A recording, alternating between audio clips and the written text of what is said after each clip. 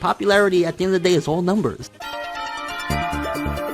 Democracy is often portrayed as the best political system because it allows everybody to vote and to have an opinion regardless of social status. This is often misused when people assume what the majority wants is what everybody needs the most, or that since everybody is equal in the eyes of the law, then all opinions are equal and there is no way one claim can be worse or better than any other claim. In reality, the rule of majority is simply promoting the most favorable option. The results of a poll or an election do not give you the right answer, they give you the answer most believe is the most suitable. The rule of majority is simply aiming to satisfy as many people as it can by assuming the needs of the many outweigh the needs of the few, which is a pretty big misconception since what you want is not always what you need, and specialists who know more about the subject never outnumber those who know close to nothing. Circle jerking is the result of a group of people with very similar beliefs promoting a very specific agenda through the illusion of majority. Of course, and you will be agreeing on everything if you are part of a group with same-minded people. This is also what gives the illusion of popularity as an indicator of quality. The more people agree on something, the better said something appears to be. Anyone who doesn't know much about the said something but otherwise wants to be accepted within a group ends up accepting the rule of majority and jumps on the bandwagon. Thus, a hive mind is created out of those who don't want to be critical. By being part of an echo chamber, they have a pre-prepared answer to frequently asked questions and an easy way to be accepted by not questioning the echo chamber's beliefs. This is also why there is so much positivity and agreement in closed groups, where every character is amazing and every show is a masterpiece. Of course, and they are. If they are not, what are you doing here? Why are you trying to ruin the fun of so many people? Are you a troll? In reality, the average man is, as the name implies, average, and thus the opinion of the majority is usually the opinion of mediocrity, vague, not formulated well, and usually illogical. Furthermore, what the majority wants is what the lowest common denominator wants, and by lowest I mean dumb shit. What intellectuals believe is not reflected in popular opinions, because their beliefs are not those of the average man. You could be more experienced or knowledgeable about a subject, but what you say is never heard much, even though in the long run it can be far more helpful for the majority. Another issue about the majority is that they usually don't think they need any help. Since they have the biggest numbers, they can simply overshadow all the rest. There is no need to figuring out things on your own, because that is not fun, it takes time and effort, and eventually alienates you from the majority by making you no longer be part of the lowest common denominator. You are better off making fun of anyone who is not part of the majority, defend your opinions by hiding behind a crowd, and feel empowered with the thought of many others sharing your beliefs. It is not always a negative thing to be in the majority, especially when it comes to entertainment. Sponsors and businessmen will fund what people enjoy the most, since that is what is going to make the most money. If you like mainstream things, you will get a lot of that than someone who likes niche stuff. This is why most of everything is made to appeal to the average man, and because the average man is the lowest common denominator, most of everything is uninspired and eventually forgettable piles of mediocrity. No need for innovation since that doesn't sell. There is also the illusion of popular demand that sometimes damages the sales. Aside from how the market gets saturated when you constantly get too much of the same thing, there is also the lack of criticism that defines those who are part of the majority. Since they want to be accepted in the group, they hesitate to call something bad in fear of being disliked. Thus, they pretend that they like pretty much everything and present a demand that is not really what they want. This leads to the industry not getting an actual picture of what counts as mediocre and create lots of schlock, terribly planned and awfully presented. The non-critical majority will still be afraid to call it bad and will continue to pretend everything is fine and nothing is getting worse. So the industry will keep pumping out progressively worse titles and will constantly lower the bar of what is considered acceptable until they reach a point where there is nothing but abominations. That's what happens when you don't listen to the specialists who belong in the minority. There is also the case of making decisions, excluding therapy groups which are formed specifically for treatment. At an average, a non-critical person makes worse decisions when he's in a group than when he is alone. Without thinking much about it, he compromises to what the group wants to do instead of what he wants to do. Sharing the same beliefs helps a lot, but since nobody has the exact same needs with another person, the same course of action does not work equally for everybody within a large group. Besides not doing what he wants, sometimes he is also not motivated into taking action. Since whatever you say or do feels like a tiny voice in a sea of equal opinions, no matter how sound your claims are, nobody will treat your claims or actions any better or worse than everybody else's claims or actions. The more people are in a group, the less initiative there is, since everybody expects someone else to tell them what to do, and nobody believes his personal opinions or actions will make any difference. Note that this means a crowd is always slow at taking action. In case there is a leader within a group, since the sense of responsibility and importance feels diminutive, there is a lot less second guessing and disobedience because it becomes much easier to manipulate a crowd than an individual. Proper planning is still very hard, but at least everybody knows what they are supposed to do when they follow a leader. Thus, ironically, the majority is in need of a controlling minority. Those who are chosen to be representatives or the leaders of a group are not your average man. They are way more than that. They are great at public relations, planning ahead, and taking decisive actions. They do not belong in the lowest common denominator, but to the highest common factor. When you want to be accepted within a group, you must be willing to take orders from them, since the public opinion is to the most part their personal opinion, with everybody else just being an echo chamber.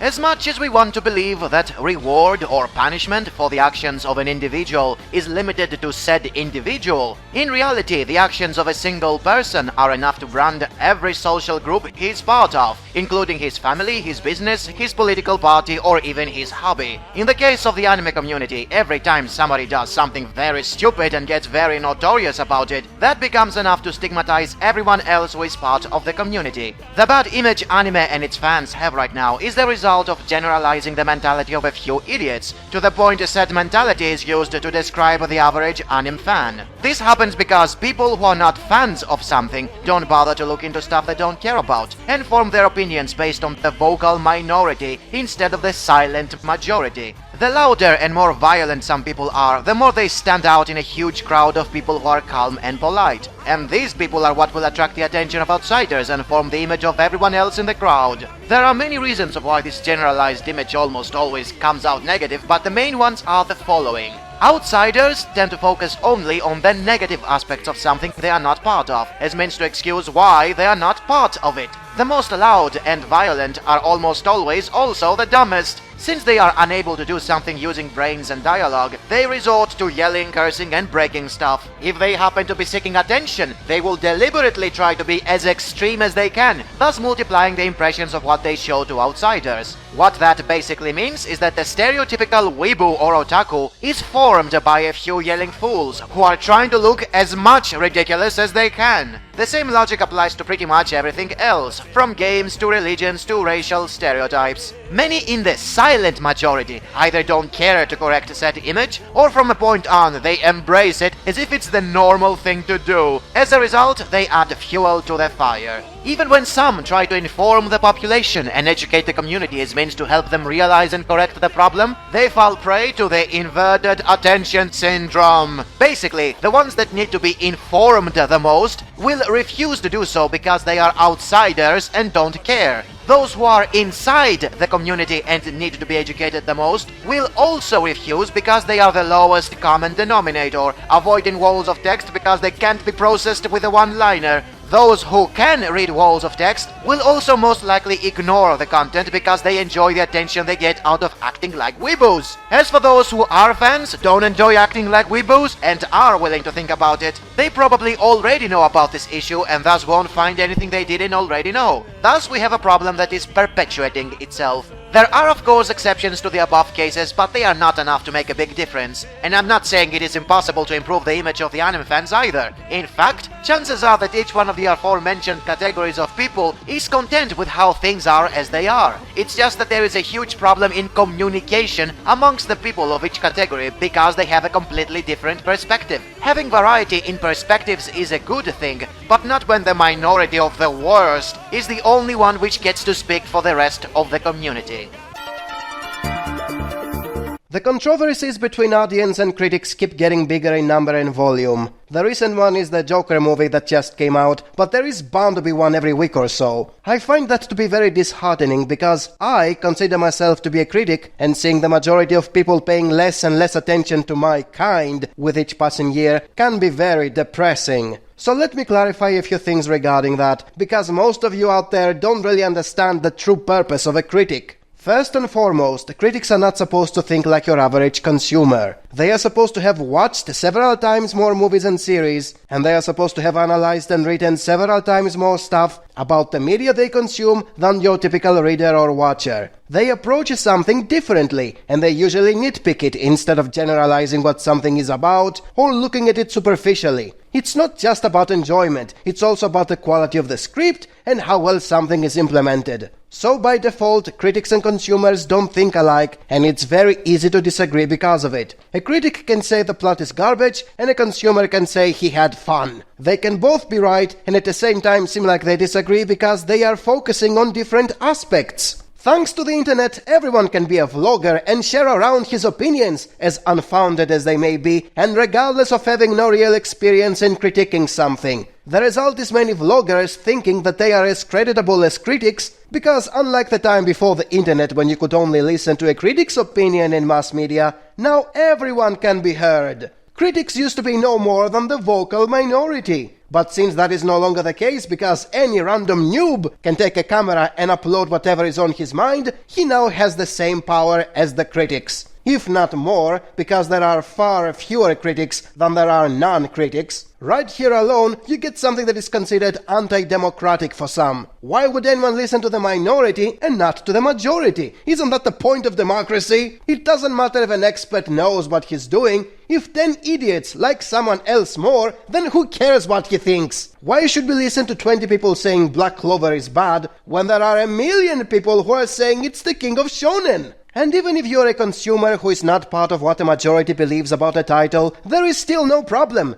Just find a forum of like-minded people and stay there. You will be inside an echo chamber where everybody agrees with you all the time. Who cares what the critics say? Who cares what the majority says? You are inside an echo chamber where nobody will question your beliefs. Who needs critics? At the same time, I understand why many people cannot trust critics as much as they used to. It's no secret that most official critics are able to keep their jobs by saying only the things those who are signing their checks want to hear. In the corporate-controlled world we are living in, if you don't lick the boots of the one who gives you money, you get fired for being honest. So yeah, I understand why critics are not very honest if they are paid to present things in a specific way. That is the reason I stopped making overviews almost entirely. People don't trust them anymore. Most of the consumers don't want to know if a title is good or bad. They just want to hear whatever they want to hear. Because of the aforementioned reasons, the actual opinions of a critic don't matter anymore. I would rather make a 10 reasons why title X is good or bad video than an actual overview. The bullet point format makes things easy to understand. It sticks to the things that matter and doesn't meander. You can't disregard them as an opinion because they are facts. And this is why, to me, a good critic is also a teacher. He's not only going to explain why a title is good or bad, he's also going to teach you why the elements making up a title are good or bad, so you will be able to understand it on your own the next time you encounter something similar, which is what I've been doing with my Truth and Anime community videos. I am here to teach you, because I am better than all of you, and I can teach you the way to be almost as good as I am. You better appreciate that, you filthy casuals! In this video I want to show a couple of clips about how the companies are the third party that controls everything from the shadows. For example, I mentioned how the critics are paid by the companies, and therefore they write whatever suits the ones who pay them, and not what they actually think. Aha, see, you cannot trust the critics because they can be bought. The same cannot happen to the viewers because there are millions of them. Therefore, you can trust the audience score.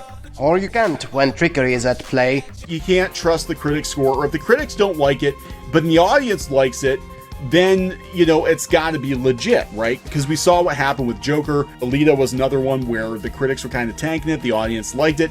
Then Disney, of course, because of Captain Marvel. This is a Chinese social media likes farm, dubious places you can go to inflate your social media numbers. Maybe a big company with billions of dollars on the line might want to do everything they can do to pad their chances of success. I don't even know if you can believe the audience score anymore. How hard would it be to fake this? The viewers feel like they don't need critics because they are now free to express themselves through social media. Everyone can be a critic, no need to limit ourselves to whatever a dozen elitists have to say. Sure, some of the viewers can be spam accounts from those like farms, but the vast majority of opinions about something come from actual viewers who are real, they are not bribed, and they are free to express whatever they want about something. Are they actually free though, when trickery is at play? Basically, public social media backlash to the negativity of the mainstream media is a means of agitating the public into creating further buzz and curiosity about the film. Heavily criticize a film or TV show, telling people how they shouldn't go to see it, whereby the public then feel that they need to stick it to the woke elitist media and go to see the film anyway. The public feel that it's their duty to serve as a counterpoint to those critic ratings and reviews and give the film over-the-top praise and higher than deserved ratings. So essentially, all of the negative publicity that the mainstream media generates is a form of reverse psychology. The conflict generated between critics and audiences essentially becomes a form of free viral publicity for the film or TV show. So as you see, you can't really trust either side as much as you think when a third party is manipulating scores and opinions from the shadows. What you can do is be critical of whatever you consume, so you won't brainlessly believe whatever you are told by critics or the general opinion of the audience regarding something. Unless I'm the one who said it, because I'm always right. You can trust me. If you haven't noticed, the third season of Kaguya-sama is the new #1 in ratings on Mal, and many on Reddit make posts about it. They feel entitled to point out Full Metal Alchemist was never that good, or Kaguya-sama has a magical formula that makes it the highest rated anime. All of which are bullshit, since we all know Mal scores are heavily influenced by fake accounts. The vote manipulation is uncontrolled, as people can easily create hundreds of profiles for giving 10s to what they want as #1 and aces to anything that is currently #1 and want to see it dethroned. It's why scores mean nothing. And even if there was no score manipulation, there is also recency bias, which always makes the show that just ended to have overblown scores, since the ones who finished it first are the ones who liked it right away. The more people finish it after them, the lower the average will be. Let's also not forget that it's the third season in specific that surpassed Fullmetal Alchemist, not the show as a whole. So basically they cherry-picked a portion of a show as if it's better than the entirety of another show. Similarly to that, everyone acts like Mal is the only database that matters, when there are more, and in them not even the third season is #1. It's like thinking Twitter represents the real world, when it's just a bunch of queers paying Russian bots to make it seem like something is trending. Bottom line, Kaguya-sama being at the top means nothing. There is no magic formula that made it the highest rated anime. It's going to drop soon, most people will forget its existence, and Full Metal Alchemist will still reign supreme. Critical Moister and Sneeko had a debate the other day where some of the cringiest claims were uttered. They were basically in favor of child marriage and child sex change as long as the child feels ready and everyone around him is fine with it. It doesn't matter if it's illegal or immoral, as long as you feel you wanna do it and those next to you give you the thumbs up. This mindset can basically excuse anything. A pedophile can do nasty things to children if he feels like it, and the echo chamber of other pedophiles he speaks to online is fine with it. A child can have sex if she feels she is ready and her pimp tells her there is nothing wrong about it. A junkie can continue to be killing himself every day if he feels he wants drugs, and his drug dealer tells him it's fine. I can go on forever with these examples, you get the point. These two morons were bragging before millions of subscribers about any sick thing imaginable being permitted as long as you feel you should do it, and your similarly sick-minded associates have no problem with it. The law does not matter, morality does not matter, rules and standards don't exist. Everything is a piece of paper that can be interpreted however the hell you want to. These complete idiots just said that before millions of people, many of which are easily impressionable children. They even excused it to them being something as simple as choosing what sport you want to play. Just like you are free to choose football or baseball, you are free to choose the age of the people you want to have sex with or the age you want to chop your dick off. Yes, it's the same thing as choosing what sport you want to play. Because all it takes is feeling ready and the people around you being fine with it. We are gonna have countless crimes committed, inspired by what the largest channels on YouTube are telling their subscribers to do. And before you say that is not possible, I mean, nobody's that stupid. Critical Moisture is a yes man. He just repeats what the majority says online. If he hears millions of people saying chopping off your dick is as easy as choosing what sport you wanna play, that is what he will be saying in his videos. As for Sneeko, he's a Muslim, therefore he's a pedophile apologist, who will say a 9-year-old girl having sex with Prophet Muhammad is fine because she felt ready at the age of 9 and everyone around her were telling her to obey the Prophet. This is what happens when you don't have standards, when you have no shame, when the laws of your country don't matter to you, when you think you can say any bullshit you want because you are free to say it, and there is never gonna be negative consequences as long as you repeat the bullshit many other people are also saying. Every time a Hollywood series gets cancelled due to low viewership, the number one excuse the producers and the creators use to justify it is to blame a few toxic fans who somehow convinced everyone not to give the show a chance. This doesn't manage to somehow make them be on the righteous side. In the contrary, it makes them admit that a handful of everyday people talking on a camera with close to no expenses convinced more possible viewers than the hundreds of thousands of dollars Hollywood threw at the promotion of a series. Even if they are toxic fans, it doesn't change the fact that people listen to them and not the very creators of the show. Therefore, this excuse is stupid. It only points out the creators have no influence and nobody should trust them. Especially when you have already said, if you don't like the show, stop watching it. Not only you're antagonizing the toxic fans and you motivate them to keep hate watching the show, you're also driving away all the viewers who don't want to be flooded with drama and want to simply enjoy the show. Said viewers can ignore the haters, but if the very creators that they are following keep saying it, they are constantly pointing out there is drama which they don't like. So when you say, if you don't like it, don't watch it, you are only motivating the haters to keep watching it,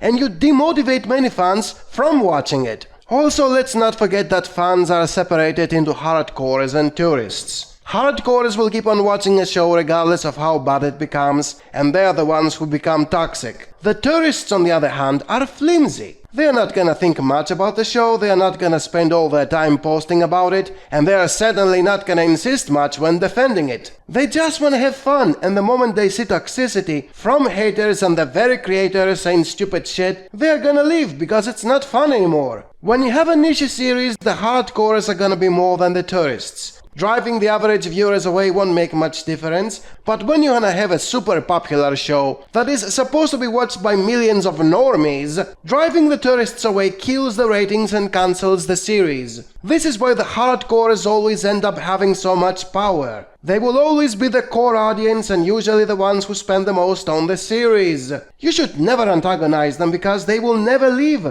They will only become more toxic the more you tell them to go away, and they will keep driving away most other potential spenders. Unless you don't mind losing millions on a series that only the haters will be watching, don't mess with the hardcores. Don't make diss tracks where you make fun of them. Don't make desperation tweets about how a few average geeks nagging on a camera are somehow more influential than all your star power and costly parties combined. You cause the exact opposite of what you intend. Like it or not, it's the hardcores who have all the power. It's them who sustain a show and influence the masses. So the next time they say something, just shut up. Don't say anything and let them yell at the clouds. Which is a lot harder than it sounds, since nobody can hold himself when he has an Instagram and he thinks everything he says is important and will be respected. It isn't, and it won't. Silence is gold. And if that doesn't work, duct tape is silver. Just have a manager who will be shutting you up every time you open your mouth. The less you say, the better it will be. In fact, it will be like Schrodinger's cat. Nobody will know your take on something, so they will assume anything they like. So here's the best possible advice you will ever get in your life. Just shut up and let everyone think you agree with them. If Chip is not constantly defending degeneracy by lying about the things censorship is aiming for, then he will be lying about his views on society being somehow thought-provoking when they're just stuff he's parroting from bigger channels. Take this video for example. The title implies being in the minority is somehow a bad thing. You should always be part of the majority and you should always like popular things because they are popular. Which doesn't make any sense, since the problem-solving specialists in any field or aspect of society are always part of the minority. The vast majority of people don't know much about a certain topic. It's always a very small portion of people who actually know what's going on. And yet this retarded gunner wants you to feel bad for being a specialist who knows more about a specific topic when you are compared to most other people who don't know shit.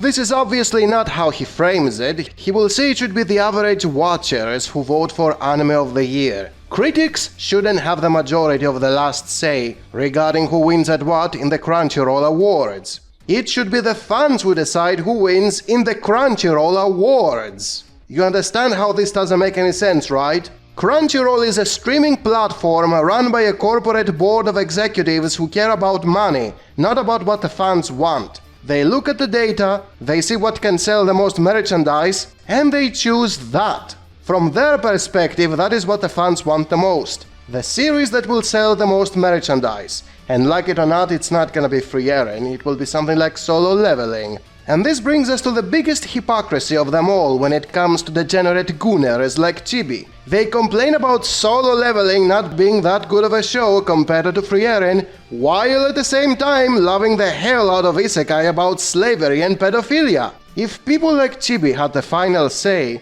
the Anime of the Year would always be about gunning, grooming, slavery and pedophilia. And there would be many times more people complaining about these degenerates choosing sleazy bullshit as Anime of the Year. And then you would instantly see Chibi and his gunner friends calling all those people tourists. Because his side is the specialists who know what anime are all about, while those who complain know nothing because they're just passing by. That is exactly what people like him are doing whenever they want to defend their degenerate bullshit. Say something negative about what they like and they will instantly yell about "you just don't get it." You need a really high IQ to get animated pedophilia. It's a matter of reading comprehension. All of a sudden, they are the special few who know better, and you should shut up because you know nothing. Speaking about myself, I was always part of the minority. Up until high school, I was the only one in my village who liked anime. During the early 2000s, when I began interacting with other anime fans in meetings and in forums,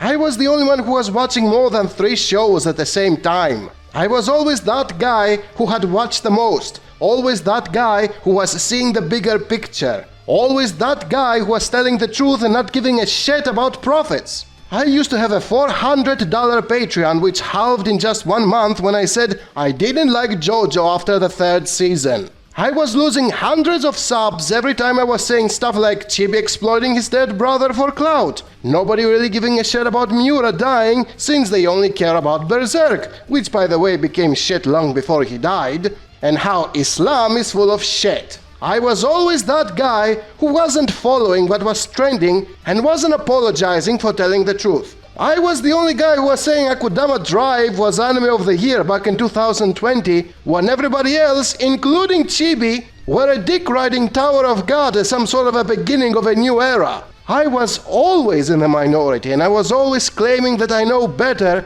hence why I called myself the Anime Snob. Despite all that, you're never gonna see me complaining that much because nobody's listening to me, as much as you will see Chibi nagging about the shilling awards of Crunchyroll because he thinks he's in the majority. At the same time, he nags about people don't get degenerate anime as well as he does because he is a specialist. Fuck this noise. Being in the minority is amazing. You are part of the selective few who know better. And Crunchyroll awards never mattered to begin with.